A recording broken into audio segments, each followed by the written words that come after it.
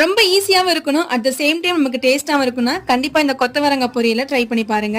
இந்த ரெசிபி பண்றதுக்கு ஒரு சின்ன மிக்ஸி ஜார்ல கொஞ்சமா தேங்காய் கட் பண்ணி போட்டிருக்கேன். 1/4 டீஸ்பூன் சீரகம், ஒரு பச்சை மிளகாய், ஒரு 5, 6 சின்ன வெங்காயம் முறிச்சு போட்டிருக்கேன். கொஞ்சமா மஞ்சத்தூள் இதெல்லாம் சேர்த்து நல்லா கொரகொரப்பா அரைச்சுக்கோங்க.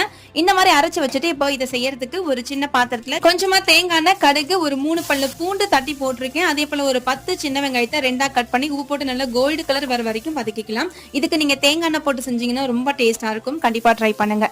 அடுத்து ஒரு 1/4 கிலோ அளவுக்கு குட்டி குட்டியா கட் பண்ணி வச்சிருக்கேன். இந்த கொத்தவரங்காய் இதுல ஆட் பண்ணிட்டு ஒரு 5ல இருந்து 10 நிமிஷம் மீடியம் டு ஹை ஹீட்ல நல்லா வேக வச்சுக்கோங்க.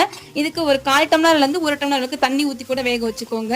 நல்லா காய் வெந்ததுக்கு அப்புறம் கடைசியா நம்ம அரைச்சு வச்சிருக்க இந்த தேங்காயும் இதுல ஆட் பண்ணிட்டு உப்பு காரம்லாம் சரி பார்த்துட்டு இப்ப நல்லா ஒரு 10 செகண்ட் மட்டும் மூடி போட்டு எடுங்க. அவ்வளவுதாங்க, ரொம்பவே டேஸ்டி அண்ட் ஹெல்த்தியான கொத்தவரங்காய் பொரியல் ரெடி ஆயிடுச்சு. இது ரொம்ப குயிக் அண்ட் டேஸ்டா இருக்கும். கண்டிப்பா வீட்ல ட்ரை பண்ணி பார்த்துட்டு எப்படி இருக்குன்னு சொல்லுங்க. மறக்காம இந்த மாதிரி வீடியோக்கு லைக் பண்ணி சப்போர்ட் பண்ணுங்க.